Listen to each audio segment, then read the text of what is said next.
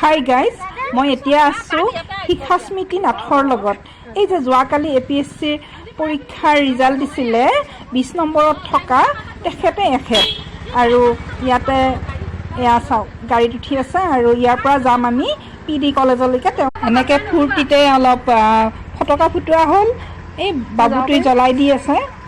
এনেকৈ মানে ফটকা ফুটাইছোঁতে আমি PD কলেজত যিহেতুকে প্ৰিন্সিপালে নিমন্ত্ৰণ কৰিছে, তাত তেওঁ কাম কৰিছিলে মানে MSc কৰি অহাৰ পিছত আৰু তাতে মানে চাকৰি কৰিছিল। গতিকে তেওঁলোকে ৰখি আছে, যিহেতুকে আমি এতিয়া তালৈকে গৈ আছোঁ। আপোনালোকে আমাৰ লগত বলক। PD আহি পালে আৰু অফিচ ৰুমত এনেকৈ বহি লৈছে। আপোনাৰ পাৱাৰ বহুত হ'ল এতিয়া ঠিকাদাৰত দি আছে।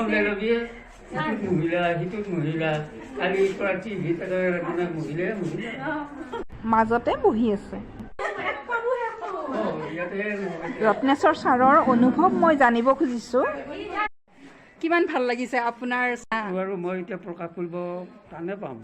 মই মানে ইমান আনন্দ পাইছোঁ এই চম্পা চৌধুৰীৰ কথাটো কোৱাৰ পিছত মই একদম নিজকে পাহৰি গৈছোঁ আনন্দত। আৰু মোৰ এটা ভাল লাগিছে, শিক্ষাজ্যোতিয়ে যেতিয়া পায়, এই প্ৰথমটো পাছ কৰি মেইনটো পায়, তেতিয়া ফোন কৰিছে মোলৈ গুৱাহাটীৰ পৰা। ফোন কৰি কৈছে, ছাৰ মই এনেকুৱাকৈ ভাল খবৰ এটা দিওঁ, মই প্ৰিলিমিনাৰী পাছ কৰিছোঁ, এতিয়া মই মেইনটো দিম, আপুনি আশীৰ্বাদ দিয়ক। মই একাষৰে কৈছোঁ যে আমাৰ আশীৰ্বাদ অৰ্থলৈ নাযায়, তুমি পাবাই। এই ধৰণে মই কিবা কৈছিলোঁ আৰু সেইটো কাৰণে এনেকৈ কালি মই বহুত উৎফুল্লিত হৈছোঁ।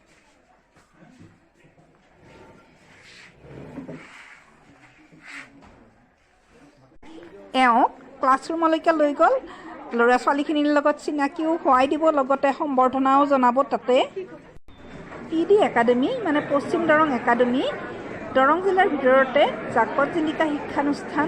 আৰু তেওঁলোক থিয় হৈ সম্বৰ্ধনা জনালে। আমি সোমোৱাৰ লগে লগে আৰু ইয়াতে তেওঁক সম্বৰ্ধনা জনাব। চাওঁ আহক।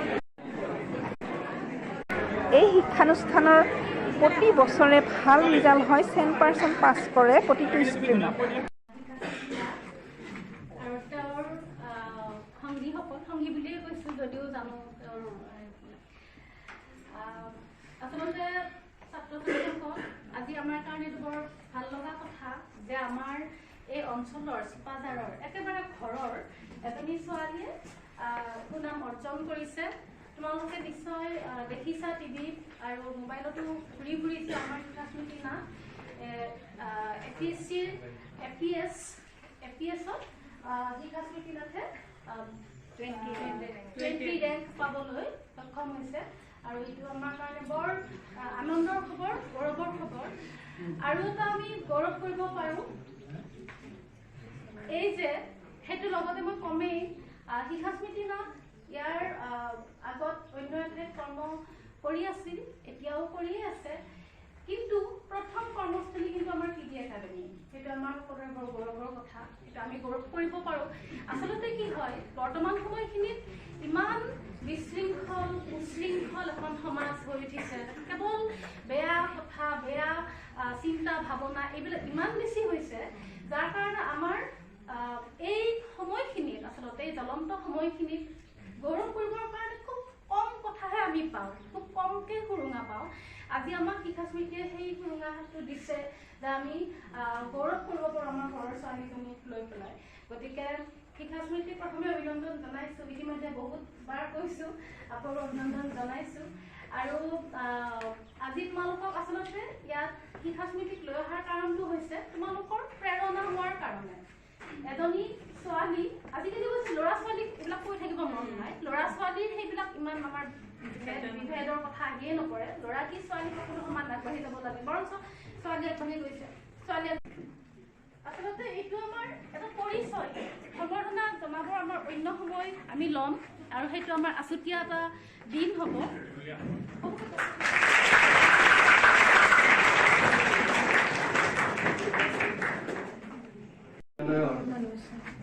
অধ্যক্ষ প্ৰমুখ্যে মাননীয় প্ৰবক্তা মণ্ডলী আৰু শিক্ষাস্মৃতিৰ লগত অহা তেওঁৰ শুভাকাংক্ষীসকল, বৰ্ম ছাত্ৰ ছাত্ৰীসকল,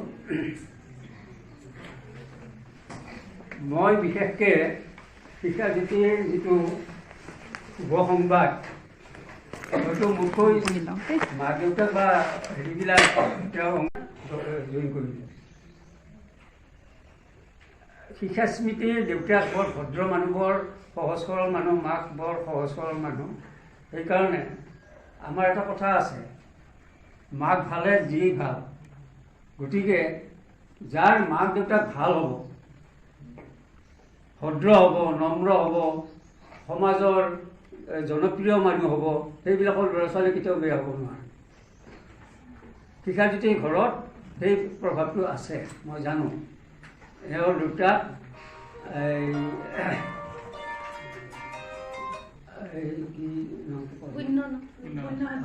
পুণ্যকান্ত নাথ, তেওঁ এখন স্কুলৰ প্ৰধান শিক্ষক হিচাপে অৱসৰ লৈছে।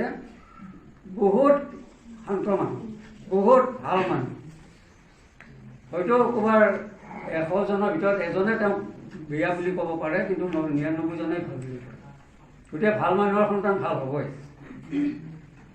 তাৰপিছত যেতিয়া ইয়াত আমাৰ ল'ৰা ছোৱালীক পাঠদান কৰিলে, তাক বুটানী ক্লাছ কৰিছিলে হায়াৰ ছেকেণ্ডেৰী খণ্ডত, মই ল'ৰা ছোৱালীবিলাক সুধিছিলোঁ ছাবজেক্ট হিচাপে আকৌ বুটানী নহয় কিন্তু বাইদেউ, বুটানী মাষ্টাৰ ডিগ্ৰী নহয় না? আছিল কি ছাবজেক্টটো?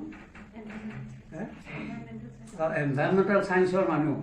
এনভাইৰনমেণ্টেল ছায়েন্সৰ মানুহে বুটানী ক্লাছ কৰি ল'ৰা ছোৱালীৰ আকৰ্ষণ কাঢ়িবৰ কাৰণে, আকৰ্ষণ আনিবৰ কাৰণে সক্ষম হৈছিল।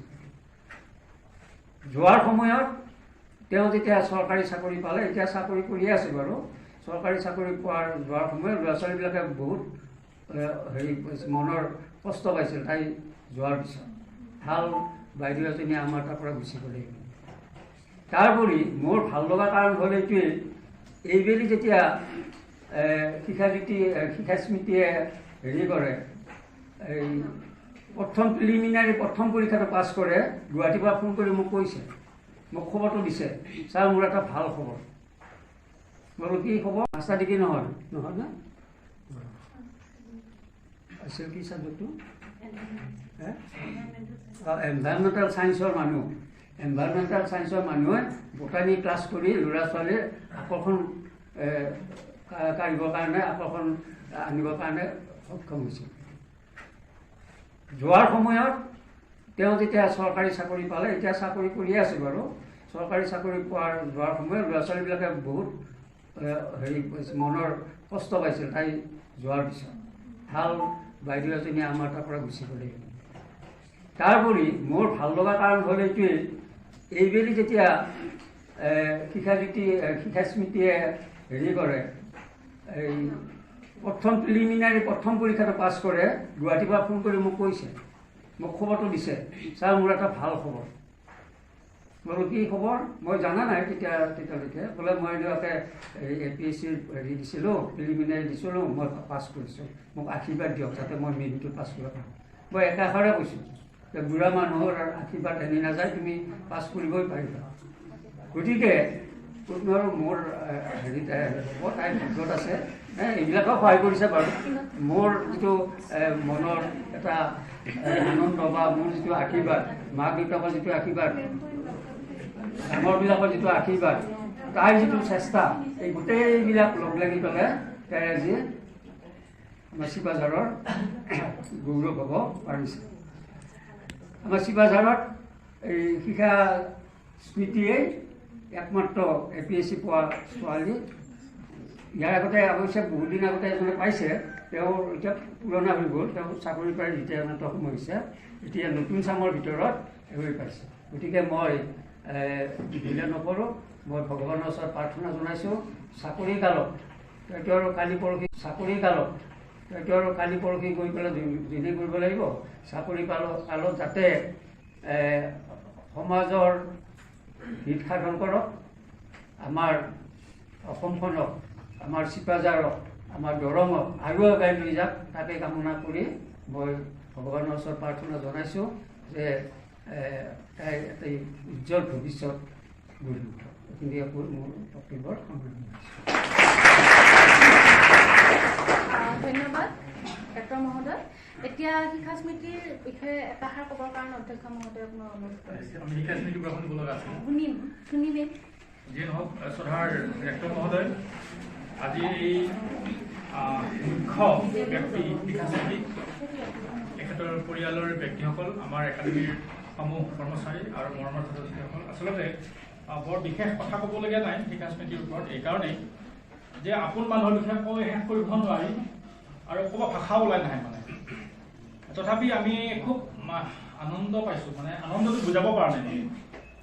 এতিয়া কালি যেতিয়া খবৰটো পালোঁ, প্ৰথম কোবালিয়ে আমাৰ ষ্টাফত উলিয়াইছিলে ফাৰ্ষ্ট, মোক মানে কোৱা মানুহ ফাৰ্ষ্ট। তাৰপিছত ছাৰক মই আনন্দত ক'ব পাহৰিলোঁ মানে। যেতিয়া সন্ধিয়া ঘৰ গ'লোঁ, প্ৰথমতে মাকে কৈছে যে ছাৰক খবৰ দিয়া আছে নাই, মই ফাঁকি দিলোঁ, বোলে তাত দিছোঁ। তাৰ পৰা আহি ঘৰৰ পৰা ফোন কৰিছোঁ, কিন্তু মাকে এটা কথা কৈছে যে যিদিনাখনে পিলি পৰীক্ষা আছিলে কৈছে মই ছাৰক ফোন কৰিব দিছিলোঁ। এতিয়া হয়নে কালি মায়ে কৈছিল মানে পৰিয়ালটো মানে মাক দেউতাক ইমান সৰল, ইমান সহজ, ইমান ভদ্ৰ, ইমান নম্ৰ, ইমান কষ্ট সহিষ্ণু, তাৰ কাৰণে পচিবল হৈছে শিক্ষাৰ এই মানে যিটো কৃতিত্বটো বা এচিভমেণ্টটো। গতিকে আমি সকলোৱেই আমি চাই থাকিম যে এটা নতুন জাৰ্ণি আৰম্ভ হৈছে। আমি PD একাডেমীৰ বুকুত এই শিক্ষা সোমাই থাকিব আৰু মই আহ্বান জনাইছোঁ যাতে প্ৰশাসনীয় দিশত নৈতিকতাৰে সততাৰে আগবাঢ়ক। শিক্ষা স্মৃতি সঁচাকৈ শিক্ষা হৈ উজলি থাকক গোটেই ইণ্ডিয়াত, এইটোৱেই মোৰ কামনা।